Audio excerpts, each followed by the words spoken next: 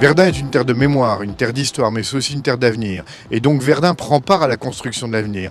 En plus, nous sommes territoire à énergie positive pour la croissance verte. Et donc, une nouvelle mobilité électrique, c'est aussi contribuer à la construction de la transition écologique. On voulait vraiment quelque chose d'innovant en mettant en place une première navette autonome à l'intérieur d'un cœur de ville et en intégration totale par rapport à notre réseau de transport classique avec les autobus, mais également avec les autocars de tourisme. Et nous voulions vraiment intégrer le parcours de la navette avec ses points de connexion physiques. Il y a 3 particularités sur cette expérimentation à Verdun. La première, c'est la durée, près de 3 mois.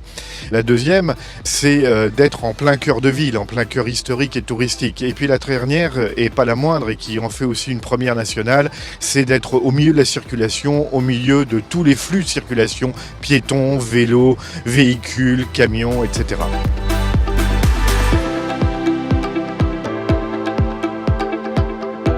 Notre navette sur le toit elle est équipée de 2 gros lidars. Alors les lidars ont une portée de 200 mètres, c'est pour tout ce qui est cartographie, c'est-à-dire les bâtiments, les arbres, les poteaux, ainsi de suite. Sur le bas, elle a 4 lasers qui ont une portée de 50 mètres. Et plus le véhicule va s'approcher de l'obstacle ou du piéton, plus il va ralentir. Et à moins de 30 cm, elle va s'arrêter net.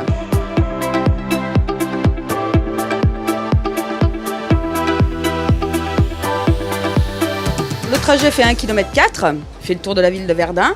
Son fonctionnement, elle a été programmée sur un rail virtuel, donc elle va sur toujours le même trajet. On a bon nombre de délégations qui viennent des 4 coins de la France, qui viennent visiter, toucher les véhicules autonomes, vivre cette expérimentation. Et bien entendu, c'est relayé par les différentes presses locales ou nationales. On voit vraiment l'impact de l'expérimentation sur l'ensemble du territoire. Il faut vraiment louer le partenariat que nous avons avec la collectivité, où en fait, c'est vraiment l'occasion de trouver les mobilités, les usages de ce produit en co-construction avec le territoire. Les portes s'ouvrent, les rampes amovibles qui descendent et je peux monter directement dans la navette. C'est un beau progrès pour nous. C'est bien, moi je trouve ça bien, c'est futuriste. Ça fait plaisir de voir qu'on a ça aussi chez nous. C'est très paisible quand on est à l'intérieur. Et c'est à l'échelle humaine. C'est bien pratique, c'est assez agréable. Ce qui m'a surpris le plus, c'est qu'elle avance toute seule, qu'elle connaisse son chemin toute seule et qu'elle s'arrête toute seule. Nous avons mis en place une application qui permet à partir du smartphone d'avoir la position de la navette, mais également de tous les bus du territoire, afin de prévoir son voyage. Demain, une telle navette pourra circuler sur des circuits courts répétitifs ici en centre-ville ou peut-être sur des sites touristiques.